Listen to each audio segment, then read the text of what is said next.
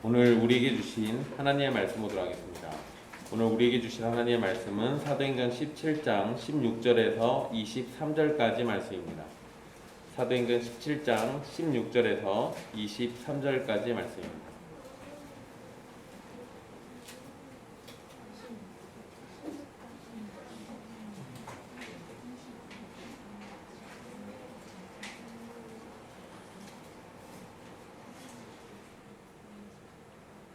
귀하신 하나님의 말씀 받들어서 읽도록 하겠습니다. 바울이 아덴에서 그들을 기다리다가 그 성에 우상이 가득한 것을 보고 마음에 격분하여 회당에서는 유대인과 경건한 사람들과 또 장터에서는 날마다 만나는 사람들과 변론하니 어떤 에피쿠로스와 스토아 철학자들도 바울과 쟁론할세 어떤 사람은 이르되 이 말쟁이가 무슨 말을 하고자 하느냐 하고 어떤 사람은 이르되 이방신을 전하는 사람인가 보다 하니 이는 바울이 예수와 부활을 전하기 때문이로라. 그를 붙들어 아레오바고로 가며 말하기를 내가 말하는 이 새로운 가르침이 무엇인지 우리가 알 수 있겠느냐. 내가 어떤 이상한 것을 우리 귀에 들려주니 그 무슨 뜻인지 알고자 하노라 하니 모든 아덴 사람과 거기서 나그네 된 외국인들이 가장 새로운 것을 말하고 듣는 것 이외에는 달리 시간을 쓰지 않음이더라.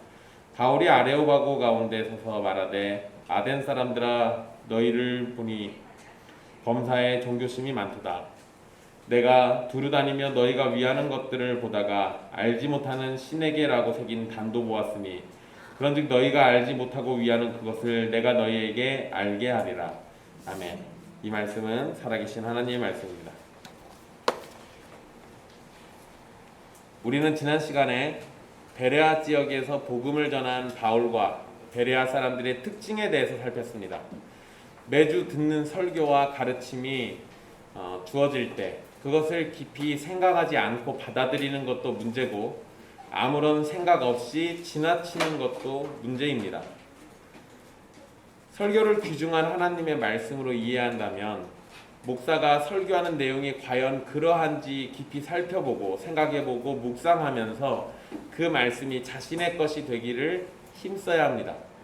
오늘 말씀은 베레아에서 떠난 바울이 아덴에 도착해서 벌어진 사건을 기록하고 있습니다. 바울은 베레아에서 아덴이라는 지역, 성경에는 아덴이고요. 오늘날로 표현을 하면 아테네를 얘기합니다. 이 아덴으로 옮겼고 그리고 실라와 디모데를 기다리고 있었습니다. 아덴이라는 지역은 철학의 도시로 알려졌지만 동시에 우상이 가득한 도시였습니다. 이것이 약간 미스터텔인데요. 철학이 발달한 곳인데 우상이 또 가득합니다. 이 얘기는 이 뒤에 다시 또 얘기해 드릴게요. 그곳에서 우상이 가득한 것을 본 바울은 마음에 격분이 일어났다고 성경에서 기록하고 있습니다. 여기에서 이 격분하다로 번역된 단어는 화가 났다라는 의미도 있긴 한데 자극하다, 흥분시키다라는 의미도 있습니다. 그러니까 바울이 우상 숭배를 하는 모습을 보고 화가 났을 수도 있습니다. 그렇지만 여기에서는 오히려 긍정적인 의미로 자극을 받았다라고 이해하는 것이 더 좋을 것 같습니다. 바울은 이전에도 이방 지역에서 선교를 했었고 우상 숭배하는 것을 보기도 많이 봤었습니다. 심지어 어떤 지역에서는 바울을 신이라고 부르면서 숭배하려고 했던 곳도 있습니다. 그러니까 이런 것들을 보면 갑자기 그때는 화를 안 내던 바울이 이제 와가지고 화를 낸다라고 하면 좀 이상하잖아요. 그러니까 이곳에서만 화가 났다라고 이렇게 번역을 해버리면 사실은 좀 전체적인 분위기에는 어울리진 않는 것 같습니다. 오히려 바울은 우상 숭배가 벌어지는 것을 보고 마음은 슬펐겠지만 오히려 그들에게 복음을 전하고 회심시키려는 열망으로 자극을 받았을 겁니다. 그리고 확실히 자극을 받은 것이 맞는 것이 말씀을 보면 17절에 회당에서는 유대인과 경건한 사람들 또 장터에서는 날마다 만나는 사람들과 변론했다고 되어 있습니다. 그러니까 자극을 단단히 받은 거예요. 그래서 그 자극받은 대로 열심히 복음을 전하고 다녔던 겁니다. 지금까지 바울이 선교했던 도시들과 비교하면 아덴은 가장 오래된 역사를 가진 도시였습니다. 그렇기 때문에 그곳에는 더 많은 우상들이 있었던 것은 당연한 이야기입니다. 아덴에서 선교를 위해서 실라와 디모데를 기다리는 바울에게 이곳은 어서 복음을 전하고 하나님과 예수님을 전해야 할 장소였을 겁니다. 그러니까 사도 바울이 자극을 단단히 받고 가만히 그 실라와 디모데를 기다리고 있을 수는 없는 상황이었을 겁니다. 바울은 아덴에서 복음을 전하기 위해서 회당에서는 유대인과 경건한 사람들, 여기서 경건한 사람들은 이방 사람들을 얘기합니다. 하나님을 경유하는 이방 사람들, 그런 헬라인들을 만나서 복음을 전했고요. 그리고 장터에서는 날마다 만나는 사람들과 대화했습니다. 그리고 논쟁을 했습니다.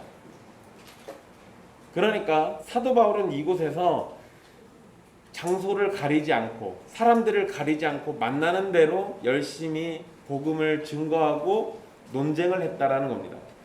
17절의 기록은 사실 새로운 내용은 아닙니다. 원래 바울은 가는 곳마다 회당에 있으면 회당에서 복음을 전했고 기회가 되는 대로 사람들을 만나서 변론했습니다. 여기에서도 같은 내용이 있는 것은 이전에 바울이 복음을 전했던 것과 같은 모습이 동일하게 나타나고 있다는 것을 알려주는 겁니다.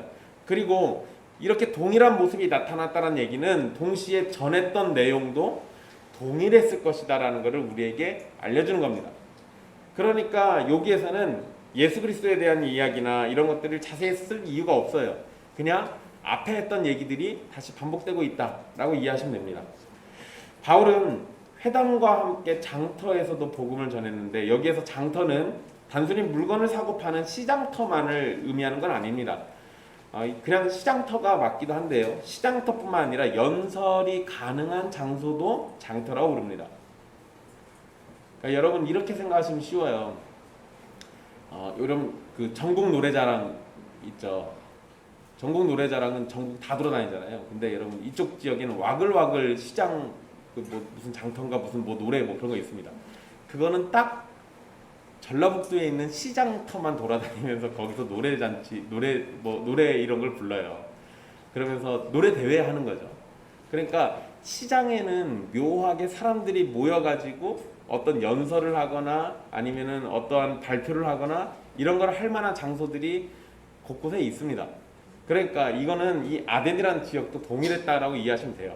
사람들이 가장 많이 모이는 장소니까 거기에는 설교할 수 있는 또는 연설할 수 있는 그런 공간들을 만들어 가지고 사람들에게 자신들의 이야기를 전할 수 있는 환경을 만들었다, 이렇게 이해하시면 돼요.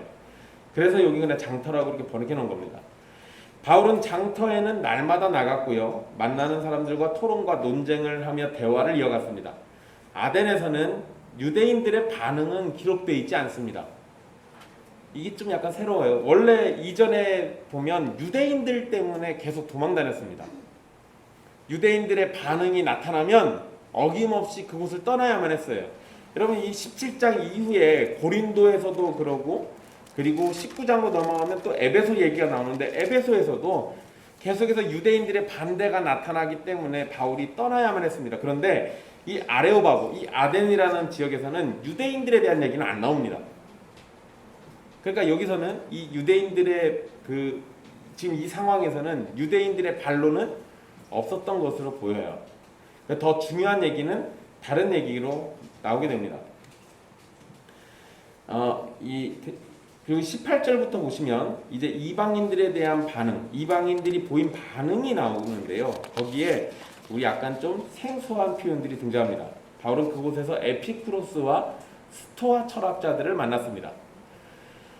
바울은 이들과 쟁론했다라고 기록되어 있는데요. 쟁론하다라는 말은 대화하다, 논쟁하다라는 의미입니다. 그러니까 이들과 대화를 하면서 논쟁을 했다는 얘기겠죠. 여러분 에피쿠로스와 스토아라는 이 철학자에 대해서 좀 언급해 드릴게요. 에피쿠로스 철학자들은 쾌락이라는 것을 최고의 선으로 보고 고통은 악이라고 봅니다. 그렇다고 해서 이 사람들이 눈앞에 보이는 쾌락을 추구하는 것, 그거 자체를 최고의 선으로 보진 않았어요. 그래도 나름대로 철학자들인데 그냥 쾌락이 최고다 이래버리면은 먹고 마시고 즐기고 이런 것만 쫓을 거 아닙니까? 그런데 이 사람들은 그런 거는 최고의 선으로 보진 않았어요. 대신에 무엇이 진정한 쾌락을 가져다 주는지를 생각하는 것을 중요하게 여겼습니다. 이런 개념을 가지고 있다 보니까요, 이 사람들은 신에 대한 두려움이나 죽음 이후에 올 심판에 대한 불안에 대해서 부정적이었어요. 왜냐면 그건 쾌락이라는 것과 거리가 멀거든요. 진짜 행복이 어디서 오냐 이거를 생각하는데 난데없이 심판 얘기해버리면 기분 나쁘잖아요. 그게 영 자기들한테 못마땅한 겁니다. 그래서 그런 신에 대한 두려움이나 심판에 대한 불안에서 벗어나는 것을 목적으로 삼기도 했습니다. 근데 여러분 이렇게만 놓고 보면 이 사람들 방향은 잘 잡은 거긴 해요. 신에 대한 두려움을 없애야 하고 심판에 대한 불안에서 벗어나는 건 좋은 일입니다.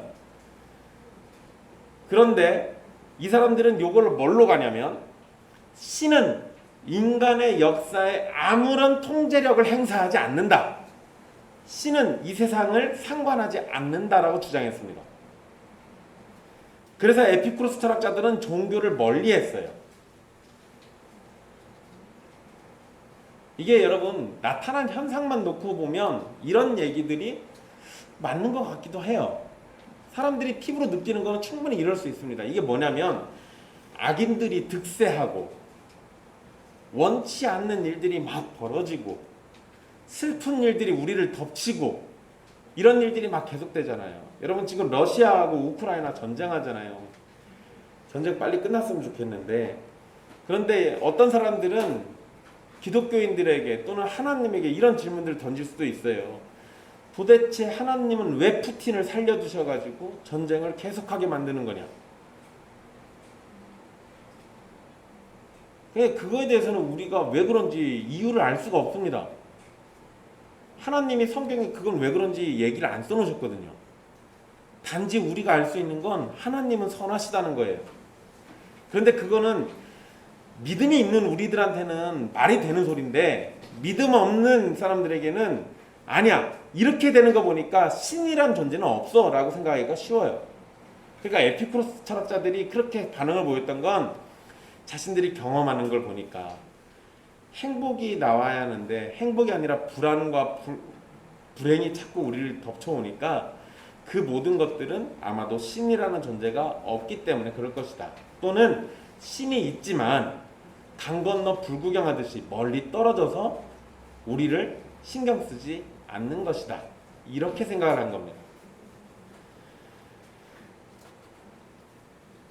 그래서 에피쿠로스 철학자들은 종교를 별로 좋아하지 않고 멀리합니다. 왜냐하면 어차피 종교를 가져봐야 그 신이 나한테 신경 안 써줄 거거든요. 그러니까 종교에 열심히 낼 필요가 없다 이거죠. 그런데 여러분 아까 말씀드렸잖아요. 아덴은 철학의 도시면서도 그 지역에서 우상 숭배가 가장 심했던 곳입니다. 에피쿠로스 철학자들이 아무리 종교에 대해서 얘기해봐도 사람들은 뭘 한다는 거예요? 우상 숭배해요. 왜 그럴까요? 여러분 철학자들과 이야기하면은 이 사람들 말이 그냥 우리 귀에 공허하게 들리고 그냥 지나가 버릴까요? 아니요. 철학자들 말쟁이들이잖아요. 이 사람들이 무슨 얘기하면은 우리 막 설득될 겁니다. 그런데도 아덴에는 우상 숭배가 많았어요. 왜 그럴까요? 철학자들이 설득하는 것보다 우리의 영혼이 느끼는 두려움이 더 큰 거예요. 그러니까 종교를 멀리해야 한다고 아무리 들어도 우상 숭배를 자꾸 하게 되는 겁니다. 이거 웃기는 거죠. 여러분 이런 건요. 우리도 비슷한 경험들이 있어요. 뭐 여러분들은 없겠지만 우리 한국 사람들은 점치는 거, 무당들 쫓는 거, 부적 이런 거 다 말도 안 되는 거라고 사람들이 생각하면서도 결정적일 때는 그런 거를 쫓아갑니다. 왜 그럴까요? 그냥 처음에는 별거 아니라고 여기다가요. 마음이 불안해지니까 그 불안한 걸 어떻게든 잠재워 보려고 종교를 찾아요. 그러면서 미신을 쫓는 겁니다.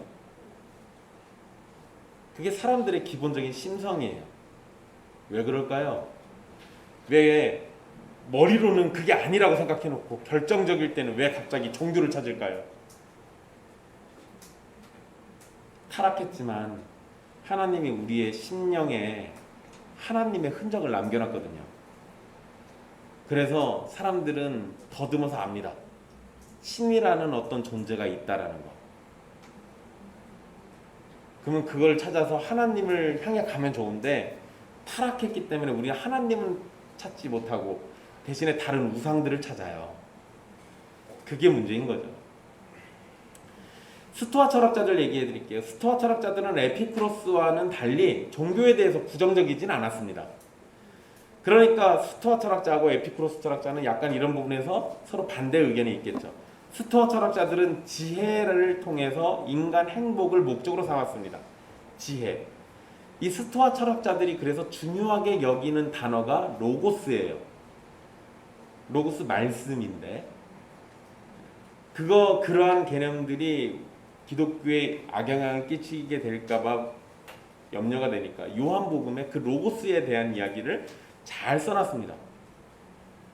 이런 문제들이 있으니까 그랬던 거예요.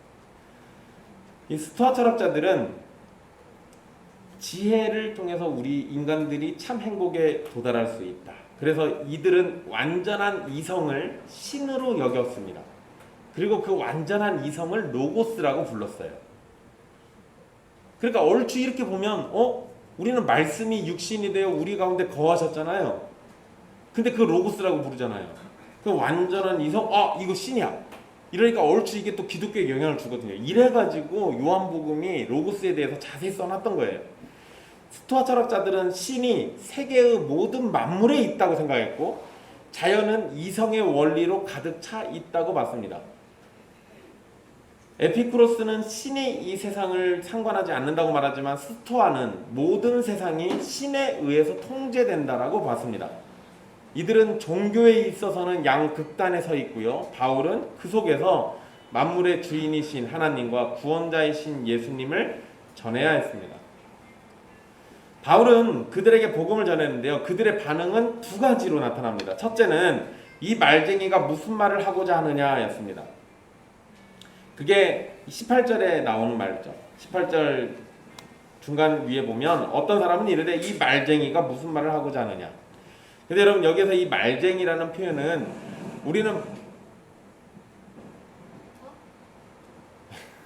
우리는 말쟁이 이러면 말을 잘하는 사람이라고 생각하잖아요. 그런데 이 표현의 실제 의미는 씨를 주워 먹는 새들이에요. 말이 좀 이상해지죠. 근데 여러분 이 단어의 실제 의미는 씨를 주워 먹는 새들이라는 표현인데 이게 뭔 소리냐면 새가 이곳저곳 돌아다니면서 씨앗을 막 주워 먹어요. 아무거나 닥치는 대로 막 주워 먹고 다닙니다. 그러니까 음식물 찌꺼기나 쓰레기를 막 주워 먹는 새들과 같은 사람, 그런 사람을 의미하는 표현이에요. 이 말이. 즉 여러 이야기를 돌아다니면서 막 주워 듣고 입으로 함부로 막 떠드는 사람을 의미합니다.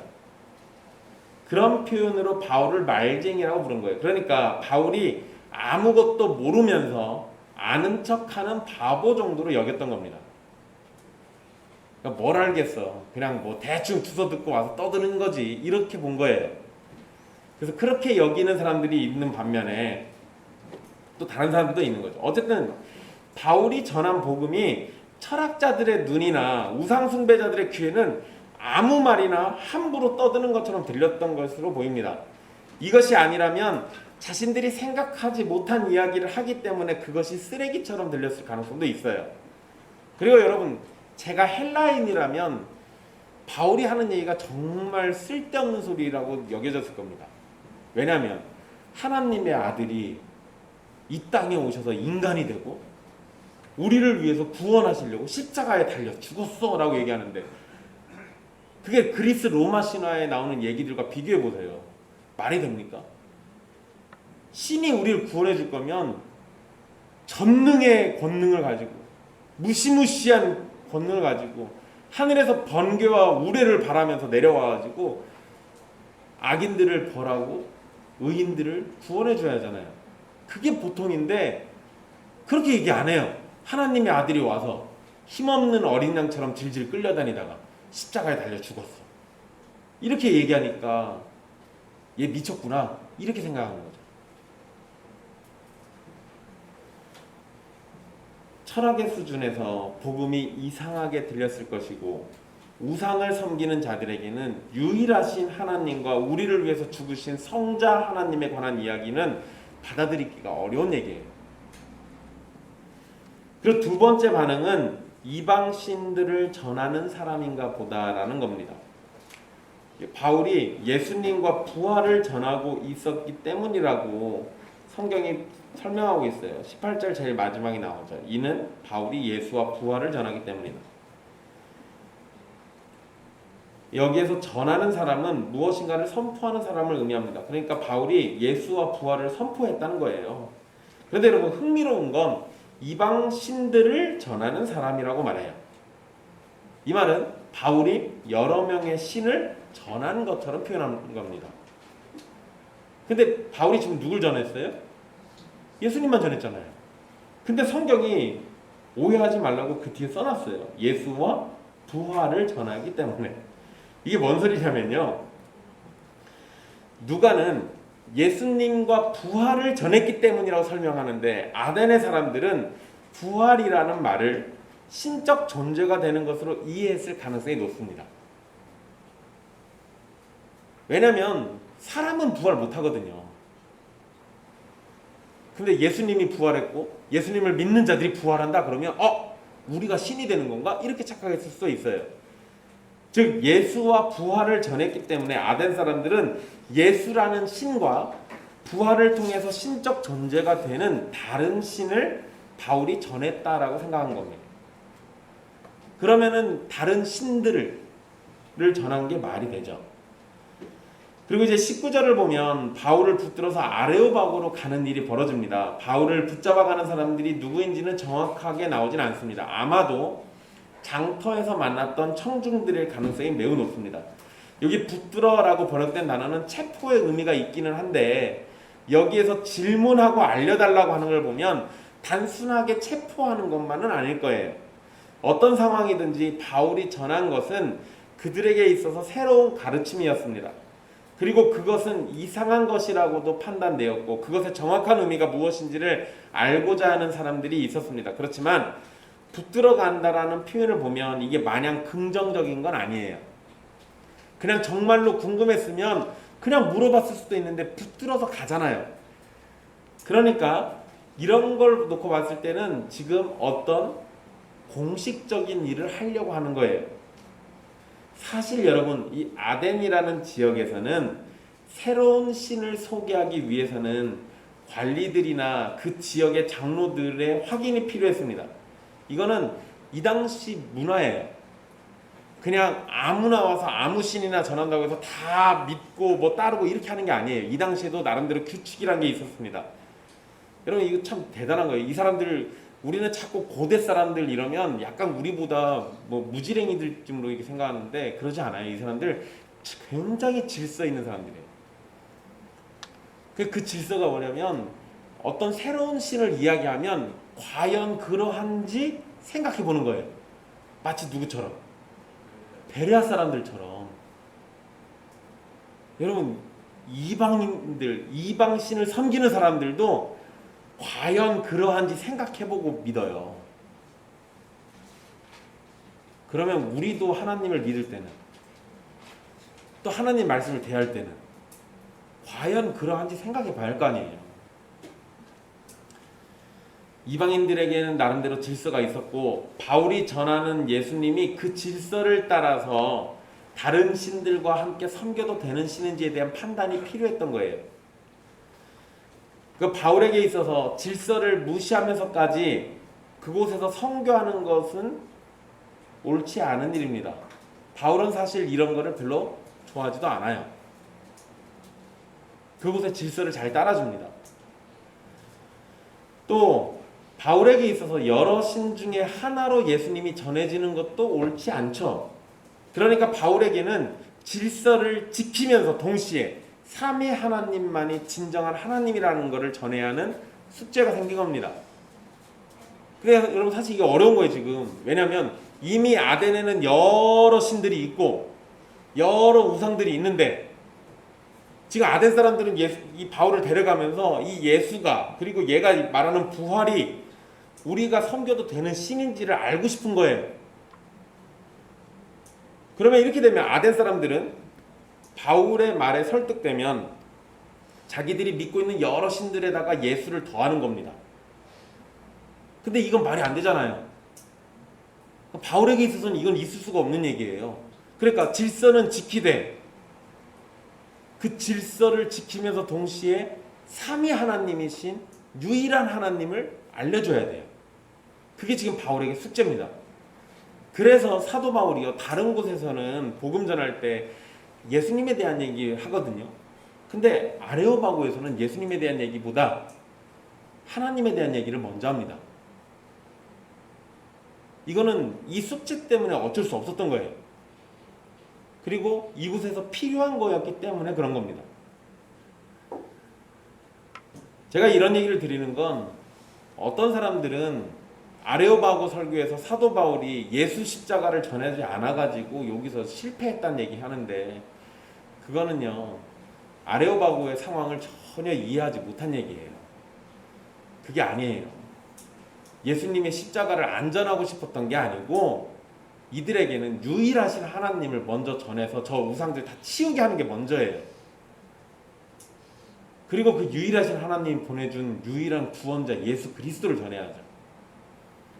그리고 사도 바울이 성경에 안 써있는 것 뿐이지 안 전했겠습니까? 예수님에 대해서. 게다가 여기 예수와 부활에 대해서 전했다고 써있잖아요.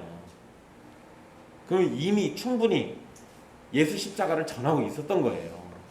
단지 아레오바고 광장에 가서만 하나님에 대한 얘기를 꺼냈던 거지. 어쨌든 21절 이제 말씀으로 보면은요, 우리가 약간 오해하기가 쉽게 돼 있습니다. 거기 보면 아덴 사람들과 나그네된 외국인들이 새로운 것을 말하고 듣는 것에만 시간을 썼다라는 표현이 있어요. 그래서 지금 바울이 전하는 것이 새로운 것이니까 그것을 듣기 원해서 아레오바고로 데리고 가고 있다, 이렇게 생각하기가 쉽습니다. 야, 무슨 얘기하는 거 한번 들어보자, 이렇게 생각하고 그냥 그 얘기 듣고 싶어서 데려간 것처럼 이해가 돼요. 그런데 바울은 엄밀한 의미에서는 조사를 받는 겁니다. 그러니까 새로운 거를 듣기 위해서 시간을 낸다, 이 얘기는 아레오바고에서 그 얘기를 하는 게 아니에요. 그 이전의 상황들에서 새로운 얘기를 잘 들었던 겁니다. 그런데 아레오바고에서는 이 새로운 거를 전해도 되는지 안 되는지, 그거를 지금 얘기하려고 하는 거예요. 아덴의 사람들과 나그네된 외국인들은 바울이 전하는 새로운 내용에 대해서 관심이 있는 건 맞습니다. 그러나 그것만을 위해서 또 시간을 쓴다라고 해버리면 이 사람들 그럼 우리로 치면 논팽이들이잖아요. 그냥 놀고 먹고 얘기만 듣는 거 아니에요. 근데 그런 거 아니라고요. 그런 게 아니고 지금의 상황은 바울이 전하는 새로운 가르침에 대해서 듣기를 원하고 말하기를 원하지만, 만약에 바울이 전한 내용이 받아들이기 어려운 거라면 바울에 대해서 적대적인 태도로 바뀔 거예요. 그러니까 지금 그걸 조사하기 위해서 데려가는 겁니다. 그리고 여기에서 우리는 아덴 사람과 나그네된 이들이 바울의 선포를 새로운 것으로 이해하고 있다는 것에 관심을 가질 필요가 있습니다. 왜냐하면 지금 분명 새로운 거에 관심을 두고 있잖아요. 그런데 바울은 뒤에서 뭐라고 얘기하냐면 알지 못하는 신에 대해서 설명을 해줘요. 그러니까 아덴 사람들은 야, 얘는 새로운 거 얘기하는 사람인가 봐 하고 데려갔는데, 바울은 아니야, 니네 알지 못하는 신이라고 뭐 섬기고 있던데 내가 그거 알려줄게. 그러니까 새로운 게 아니라 이미 너희들이 경험하고 있는 그 신에 대해서 알려줄게, 이 얘기예요. 그러니까 바울은 이미 경험적으로는 알고 있지만 인식하지는 못한 전능하시고 참되신 하나님을 전하려고 한 겁니다. 아덴 사람들이 알지 못하는 신이라고 말하면서 섬기고 있었지만 그것은 새로운 것이 아니라 처음부터 존재하신 분이었고, 우리에게는 참으로 예배와 경배를 받기에 합당하신 분입니다. 그걸 설명해 줄 거예요. 이방인들은 하나님에 대해서 인식하지 못해서 새로운 존재로만 이해하는 거예요. 그러나 하나님은 사람이 인식하지 못하고 있다 할지라도 전능하신 창조주, 그리고 우리의 주인, 우리의 왕이십니다. 사람들이 이걸 자꾸만 착각해요. 내가 그거 몰랐는데, 내가 그걸 인식을 못했는데, 이런다고 용서가 되는 게 아니에요. 인식을 못했더라도, 못 깨달았더라도 하나님은 우리에게 하나님이신 거예요. 우리가 알지 못해서 새로운 신이라고 생각하는 것은 우리가 판단의 기준이 되는 겁니다. 여러분 이거 굉장히 위험한 거예요. 우리는 항상 우리가 판단의 기준이 되려고 해요. 이러면 안 됩니다. 이와 비슷한 얘기가 성경에 한번 등장한 적 있죠. 여호수아에 보면 여호수아가 전쟁 전에 돌아다니면서 주변을 살핍니다. 그러다가 여호와의 군대 대장이 나타나요. 그러니까 여호수아가 뭐라고 합니까? 칼 빼내들려고 하면서요. 너 우리 편이야 쟤네 편이야 이거 물어보잖아요. 기준이 어디 있어요? 나에게 있어요. 너 나를 위한 편이야 아니면 쟤네들 편이야 이거 물어보고 있잖아요. 근데 여호와의 군대 장관은 뭐라고 합니까? 아니라고 얘기해줘요. 그 뭔 소리예요? 네 편도 아니고 쟤네 편도 아니야. 그럼 답이 뭡니까? 여호와의 군대 대장이잖아. 여호와 편이지. 그러면 그 천사가 여호수아에게 해준 얘기가 뭐예요? 내가 네 편이라고 착각하지만 네가 내 편이어야지 이 얘기예요. 판단의 기준이 너에게 가 있는데 그거 아니라 나에게 있어야지 이 얘기한 거라고요. 하나님이 판단의 기준인 거지 우리가 판단의 기준이 돼서는 안 돼요. 그러니까 여러분 우리는 판단의 기준을 자꾸 어문 데다가 둡니다. 여러분 제가 어저께 극장에 갔어요. 휴가 갔다 오라 그래가지고 제가 극장에 너무 오랜만에 가서요. 극장 의자가 뒤로 자빠지는 걸 어제 처음 봤습니다. 깜짝 놀랐습니다. 세상에 사람들이 누워있더라고요. 내려가는데 보니까 왜 이런가 했더니 시트가 움직이더라고요. 가서 한산을 봤습니다. 근데 그 한산에서요 일본군 포로가 물어봐요. 전쟁에 대해서 물어봐요. 무엇을 위한 전쟁이냐. 그래, 그러니까 거기서 의와 불의에 대한 전쟁이라고 그래요. 여러분 어쩌면 임진왜란에서 우리는 조선의 편을 들죠. 그리고 저쪽 일본 사람들은 당연히 일본 편 들 거예요. 그게 당연한 거지. 뭐 우리나라가 이기는 게 장땡인 거지. 그런데 극중에 이순신의 그 말이 진짜 사실인지는 모르겠는데 그 말은 어쨌든 옳은 말이라고 봐요. 의로운 것과 불의한 것의 싸움이 맞는 거지 누가 누구 편이 이거 중요한 거 아니거든요. 여러분 신자가 무언가를 할 때는 사실 그런 판단 기준이 필요한 겁니다. 내가 하는 일이 나에게 좋은 거냐 제 쪽에 좋은 거냐 이게 중요한 게 아니에요. 무엇이 옳으냐 무엇이 그르냐 이걸 따지는 게 맞죠. 더더군다나 신자에게는 하나님의 말씀이라는 기준이 있으니까 무엇이 옳은 것이냐 무엇이 그른 것이냐 무엇이 하나님의 말씀에 합당하냐 무엇이 하나님의 말씀을 거스르고 있느냐 이걸 따지고 생각을 해야 맞습니다. 근데 사람들은 그걸 자꾸 잊어버리고 뭐만 해요? 네 편 내 편만 해요. 네 편 내 편이 중요한 게 아니에요. 무엇이 옳으냐 그르냐가 중요한 겁니다. 그런 걸 생각하지 못하면 우리는 똑같이 아덴 사람들과 같은 반복을 또 할 거예요. 어쨌든 이 아덴 사람들에 대해서 이제 사도 바울은 이 상황에 대해서 얘기를 해주게 되는데요. 아덴 사람들이 알지 못하는 신이라고 말하고 섬기고 있지만 새로운 것이 아니라 원래부터 있었던 신, 그리고 우리가 알지 못해서 새로운 신이라고 판단하는 것, 이것이 다 우리의 판단 기준에 달려있다. 이런 거는 정말 잘못된 판단이다라는 것을 염두에 두십시오. 그런데 이제 바울은 이렇게 우리가 판단의 기준, 내가 알지 못하니까 알지 못하는 신, 이렇게 나라는 판단 기준을 깨트려 버립니다. 그리고 그런 가르침을 거절하고요. 처음부터 계신 하나님이시며 우리 곁에 계신 하나님에 대해서 설명을 해줍니다. 사람의 인식은 판단의 기준이 돼서는 안 돼요. 판단의 기준은 언제나 하나님의 말씀과 하나님 본인이어야 합니다.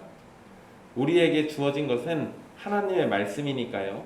하나님의 말씀 안에서 판단하는 것이 언제나 옳습니다. 이런 거를 깨트리고 교회를 혼란하게 만드는 게 뭐냐면 신비주의예요. 내가 그렇게 경험했어. 그러니까 내 경험을 앞세워서 하나님의 말씀도 뒤집어 버려요. 여러분 이거 정말 잘못된 거예요. 잘 생각해 보세요. 우리가 기독교에서 이단적인 사상이라고 얘기하는 거는 다 판단의 기준이 사람에게 가 있는 겁니다. 이런 게 항상 우리의 발목을 붙잡게 돼 있어요. 그러니까 조심하십시오. 내 감정, 내 경험, 내 기분이 판단의 기준이 돼서는 안 돼요. 항상 하나님의 말씀이어야 돼요. 22절부터 바울의 아레오바고 설교가 시작이 되는데요. 오늘 우리는 22절, 23절까지만 살펴보고 다음 주에 나머지 살필 겁니다. 바울은 아레오바고 가운데 서서 말을 하는데 보통 이런 상황은 공적인 상황이에요. 바울은 가운데 서서 설교를 하고요. 그 다음에 그 주변에는 공회원들이 바울을 둘러싸서 앉아 있는 겁니다. 그러면서 바울이 전하는 새로운 가르침에 대해 듣고 판단하는 거예요. 바울은 아덴 사람들을 부르면서요, 그들에게 종교심이 많다라고 칭찬을 해줍니다. 근데 그냥 종교심이 많은 게 아니라 뭐라고 해요? 범사에 종교심이 많다 그래요. 이게 최상급의 표현입니다. 모든 부분에 종교심이 많다라고 이렇게 얘기해요. 여러분, 이런 말은 우리가 들어야 한다. 이런 말은 우리가 들어야 맞아요. 여러분들의 모든 삶에 예수 그리스도가 새겨져 있고 모든 삶이 다 신앙적이어야 돼요. 꼭 이런 말 들으시는 여러분들 되십시오. 근데 여러분, 이 종교심이 많다라는 표현은 종교적이다라는 의미도 있긴 한데요, 이게 신을 두려워한다라는 의미도 있습니다. 그래서 신들을 두려워한다라는 표현이 이 표현으로 사용될 때는요, 두 가지로 나눠져요. 신을 두려워한다 할 때 긍정적인 거는 어떤 의미겠습니까? 신을 두려우니까 경건하게 살 거 아니에요. 그래서 긍정적일 때는 경건하다는 의미인데, 신을 두려워한다는 말이 부정적으로 사용될 때는 미신적이라는 의미가 됩니다. 신이 두려우니까 어떻게 해요? 달래기 위해서 정성을 바치죠. 미신적인 거예요, 이러면. 그러니까 바울의 말을 듣는 사람들은요, 이 표현을 들었을 때 긍정적으로 이해했을 겁니다. 그렇지, 우리가 좀 경건하지, 이렇게 생각했을 거예요. 실제 아덴 사람들은 신을 두려워하기도 했고 나름대로 경건한 모습을 보이고 있기도 했습니다. 그러니까 뭐 자기들 생각에는 충분히 이건 좋게 봤을 거예요. 그렇지만 바울이 이 말을 했을 때는 어떤 의미겠어요? 칭찬하는 것처럼 들리지만 속으로는 아니야, 니네 하나님 아닌 헛된 것들 섬기고 있잖아. 니네 굉장히 미신적이야. 범사에 미신적이야. 이렇게 말하는 거죠. 이렇게 말하는 겁니다. 여러분, 범사에 미신적인 건 우리 한국 사람들도 빠지지 않습니다. 저녁에 휘파람 불면 뭐 와요? 진짜예요? 여러분, 저녁에 손톱 깎으면 어떻게 돼요? 죽어요. 그거 진짜예요? 한 여러분, 번도 자른 적 없어요. 문틀에 걸쳐 앉아 있으면은 안 돼요. 다리 떨면 안 돼요. 네. 우리나라도 아주 범사에 미신적이 종교심이 가득합니다. 그래 여러분, 이게 범사에 종교심이 가득한 곳일수록 묘하게 기독교에도 문이 잘 열립니다. 대신에 무슨 일이 벌어질까요? 기독교 안에도 미신적인 게 들어와요. 그래서 사실 대한민국에서 예수님 믿는 거는요, 우리는 끊임없이 미신과의 싸움을 해야 돼요. 굉장히 무서운 얘기예요. 그래서 여러분들, 우리 안에 있는 미신적인 요소들을 자꾸만 걸러내고 치워내고, 이게 여러분들의 일평생의 삶 속에서 있어야 할 일일 겁니다. 바울은 자신이 다니면서요, 여러 가지를 보았다라고 얘기하는데 특별히 알지 못하는 신에게 라고 새긴 단도 보았다라고 이렇게 얘기합니다. 바울은 아덴을 살피면서요, 그들의 종교, 신전, 제단 이런 걸 꼼꼼히 살펴봤던 거예요. 아덴 사람들이 알지 못하는 신을 위한 제단까지 만들었던 것에 어떤 특별한 이유나 신적인 능력을 부여할 필요는 없습니다. 단지 아덴 사람들은요, 자신들이 알지 못하는 어떤 신이 분명히 있을 건데 혹시 그 신이 자신들이 사는 아덴에 해를 끼칠까봐 염려해서 나름대로 열심히 알지 못하는 신까지도 섬겨보려고 했던 거예요. 그러니까 여러분, 이거 우리 제사 같은 거 지낼 때 보면은요, 제사상 차려놓고 옆에다가 조그마한 상 하나 더 차려놔요. 이거 왜 차려놔요? 그 다른 분들 와서 드시라고. 혹시 다른 신들 왔으면 드시라고 차려놔요. 왜? 그러니까 친구들 밥상도 차려주고 참 별거 다 해요. 근데 여러분 그게 두려움의 발현이잖아요. 두려움의 발현. 근데 똑같아요. 아덴 사람들도 그랬던 거예요. 알지 못하는 혹시 우리가 놓친 어떤 신이 있는데 그 신 섬기지 않으면 삐질까봐 그 신에 대해서도 섬겨놓은 거예요. 그냥. 어쨌든 바울은 그들이 알지 못하는 신이라고 부르는 존재를 여호와 하나님이라고 규정하고 그리고 그들에게 그 여호와 하나님에 대해서 알게 해주겠다라고 얘기합니다. 사실 사람들이 바울을 아레오바고로 데리고 가면서 말하도록 한 것은 바울이 새로운 가르침을 전한다라고 생각했기 때문에 그래요. 그런데 바울은 이미 그들이 섬기고 있던 알지 못하는 신에 대해서 말하면서 자신이 전하는 건 새로운 것이 아니고 너희가 이미 섬기고 있지만 제대로 알지 못해서 엉망진창으로 섬긴 그 신에 대해서 알려주겠다 이 얘기예요. 여기에서 바울이 아덴 사람들의 종교심에 동의한다는 의미로 받아들일 필요는 없습니다. 바울은 유일하신 하나님을 믿는 사람이에요. 그런 바울이 아덴 사람들에게 너희들 여러 신들 중에 알지 못하는 신이 있던데 그건 내가 알려줄게 라고 말했다고 해서 다른 나머지 신들을 인정했다라고 볼 필요는 없습니다. 바울은 감춰져 있는 하나님에 대해서 선포한 후에 그들에게 참되신 신이 누구인지를 가르쳐 주려는 거예요. 즉 진정한 하나님을 알려주는 데 있어서 그들이 사용하고 있는 알지 못하는 신이라는 개념을 사용하는 것 뿐입니다. 여러분 이거는요 우리 기독교가 초창기 우리 개신교가 초창기 우리나라 들어올 때 우리나라에 이미 그 약간 재림주 사상 같은 게 있었어요. 정도령이나 미륵불 사상 같은 게 있었습니다. 그거를 개신교가 이용하기도 했어요.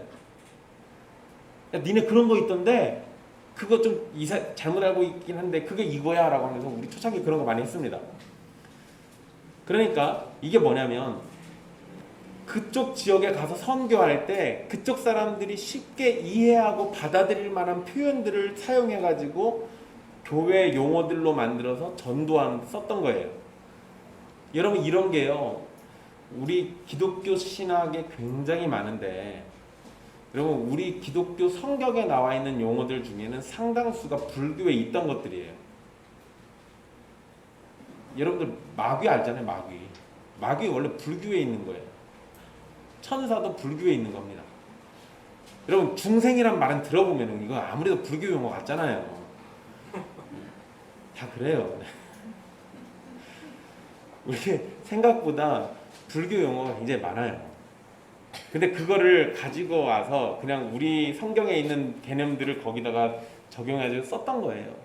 그러니까 성경에도 그런 비슷한 게 있으니까 기존 사람들이 크게 거부 반응 일으키지 않는 단어들을 가지고 와서 썼던 거. 그러니까 아레오바구에서 지금 사도 바울도 똑같은 거 하고 있는 겁니다.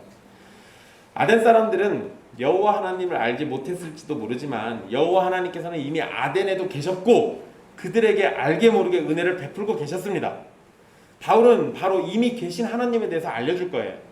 아덴 사람들이 알지 못하는 신을 위해서 새긴 제단을 쌓았던 것처럼 사람들은 자기만의 믿음과 신을 만들어서 섬깁니다. 이게 예나 지금이나 항상 벌어지는 일이에요. 만약에 하나님께서 은혜를 베푸시지 않으시면 우상 숭배의 죄악은 모든 사람에게서 나타날 것이고 지금 예수님을 믿으며 예배당에서 예배드리는 사람들도 하나님의 은혜가 아니라면 헛된 믿음과 우상 숭배의 그늘에서 지냈을 겁니다. 신이 없다고 말하는 무신론자들도 신이 없다라는 자기만의 믿음을 가지고 있는 거죠. 그것을 최종적으로 판단하는 자신을 사실은 신처럼 여기는 겁니다. 잘 생각해 보세요. 신은 없어 라고 규정 짓는 거 누가 하는 겁니까? 본인 스스로 하잖아요. 그럼 내가 신적인 존재라는 거예요. 그래서 신이 없는 걸 내가 알아. 그러니까 신이 없다고 얘기해. 이렇게 되는 거 아니에요. 결국에 무신론자도 자기만의 신을 만들고 있는 거예요. 우상숭배자들이나 무신론자는 알지 못하는 하나님에 대해서 자신들의 판단을 따라 종교를 만들어버리는 겁니다. 이러한 모습은 무엇이든 결국 하나님 앞에서 죄가 될 수밖에 없어요.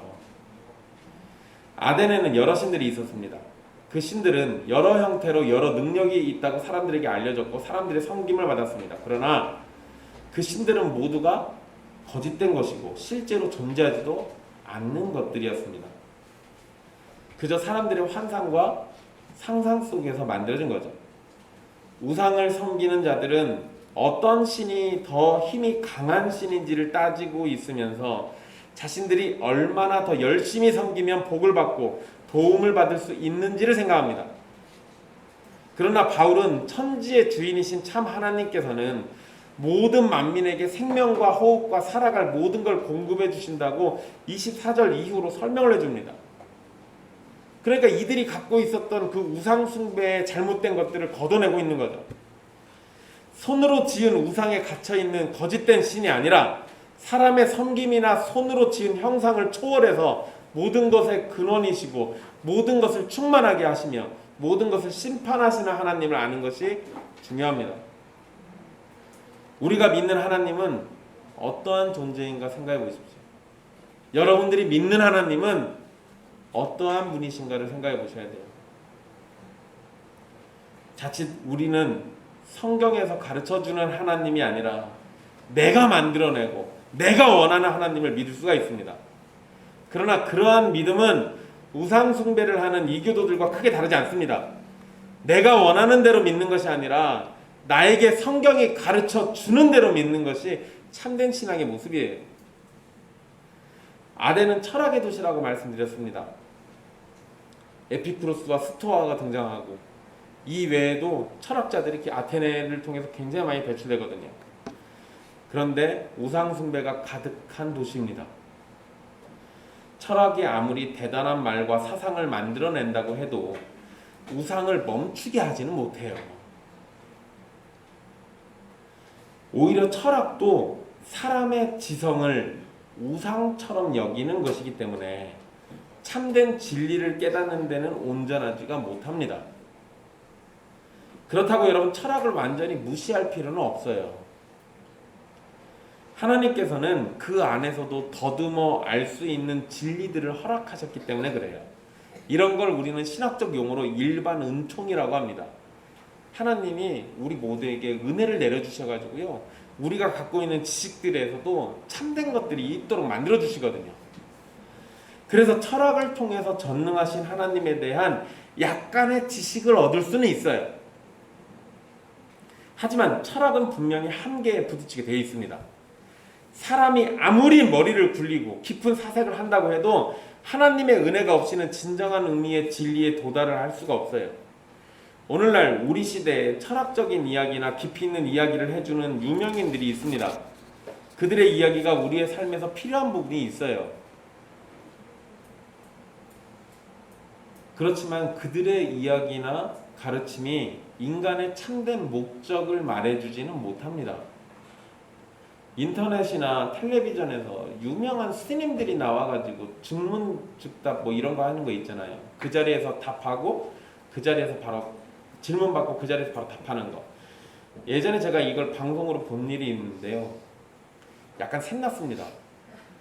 나도 그런 거 할 수 있을 것 같은데 아무도 안 불러주더라고요.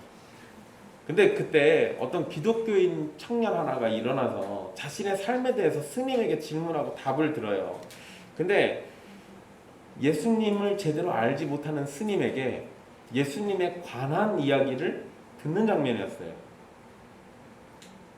그 스님이 얼마나 대단한 분이고 사람들에게 얼마나 좋은 말을 많이 해주는지는 모르겠지만 성경의 이야기를 조금씩 틀리게 이야기하고 있었어요. 그런데 거기 앉아있는 사람들은 그 사람의 그 이야기가 진짜 예수님 이야기인지 알아요. 아무도 반론을 제기하지도 않고 다들 은혜와 감동을 받은 눈치예요. 여러분 유시민 씨나 전원책 씨나 진중권 씨 같은 사람들 들어보셨을 겁니다. 이런 사람들 정치 평론가들이죠. 그래서 이 사람들이 정치적으로 사회적으로 말하는 게 훌륭한 면들도 있고 그들이 하는 얘기 귀담아 들을 필요도 있어요. 그런데 그들이 간혹 가다가 기독교에 대한 얘기 할 때가 있습니다. 한 번도 맞는 걸 들어본 적이 없어요.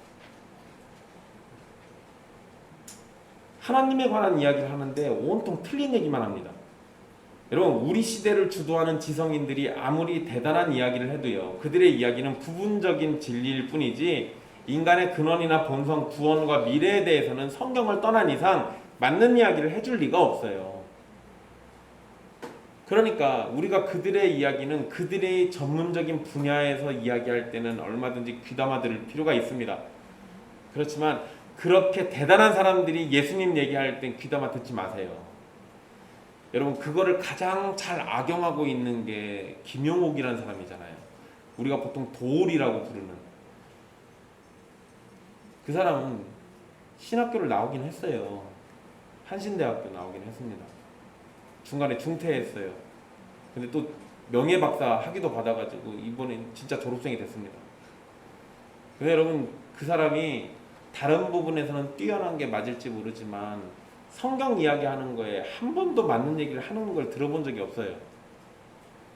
제가 너무 슬픈 건요, 그 사람을 우리 교단에서 불러가지고 강의를 들어요. 목사들 다 앉혀놓고. 아니, 하나님에 대해서 잘 모르는 사람한테 뭔 얘기를 듣겠다는 거예요. 근데 그게 우리 시대 흐름이라니까요. 그게 우리 시대 흐름이에요. 이거 얼마나 위험한 일입니까? 사랑하는 형제 자매 여러분, 여러분이 지성인들의 이야기에 귀를 기울이고 생각의 폭을 넓히고 인문학적으로 철학적으로 자라나는 것을 저는 원하고 있습니다. 그러나 우리가 참된 진리를 배우고 자라나야 하는 것은 성경 외에는 없습니다. 성경 바깥에서 그런 거 찾지 마십시오.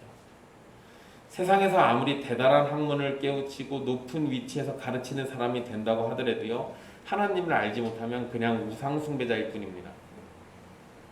세상의 철학과 가르침은 거짓된 믿음을 해결하지 못한다라는 것을 기억하십시오.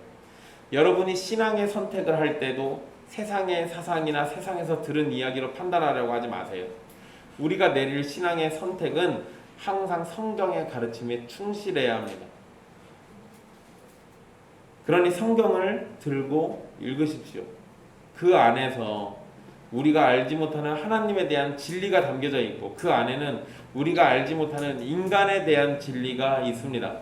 성경을 알지 못하는 사람에게는 새로운 이야기겠지만 창세로부터 우리에게 알리신 하나님의 뜻이 기록되어 있으니 그 말씀에 귀를 기울이시면 여러분의 인생을 살아가십시오. 그러면 여러분들은 창세로부터 지금까지 쌓여온 진리의 값짐을 여러분들의 인생으로 마주하게 될 겁니다. 성경을 무시하고 하나님이 없는 인생이 되면 여러분은 우상을 숭배하는 자리로 인도될 거고 저주와 심판을 마주하게 될 겁니다. 반대로 하나님의 말씀을 삶의 등불로 삼고 하나님 안에 살아간다면 여러분은 참되신 하나님의 사랑과 은혜를 누리게 될 것이고 이미 충분히 주어진 하늘의 복을 깨닫는 영적인 눈을 갖게 되어서 기쁨을 누리며 살아가게 될 겁니다. 우리를 그리스도 예수 안으로 부르셔서 하나님의 말씀을 매주 들으며 말씀으로 살아가게 하신 삼위 하나님을 즐거워하십시오. 하나님이 우리에게 그런 복을 주셨어요. 그 복이 우리에게 있다는 것만으로도 우리는 이미 충분히 하나님께 사랑받고 있는 겁니다. 그분의 말씀을 가까이 함으로 더욱 하늘의 복을 받는 여러분이 되십시오. 주님께서 그 복을 쌓아두시고 여러분들에게 주시기를 원합니다. 그런데 그 복은 여러분들이 주의 말씀을 가까이 하고 성령의 인도를 받고 그러면서 신실하게 예수 그리스도 안에서 자라날 때 주님이 그리스도 예수 안에서 마음껏 주실 겁니다. 기도하겠습니다.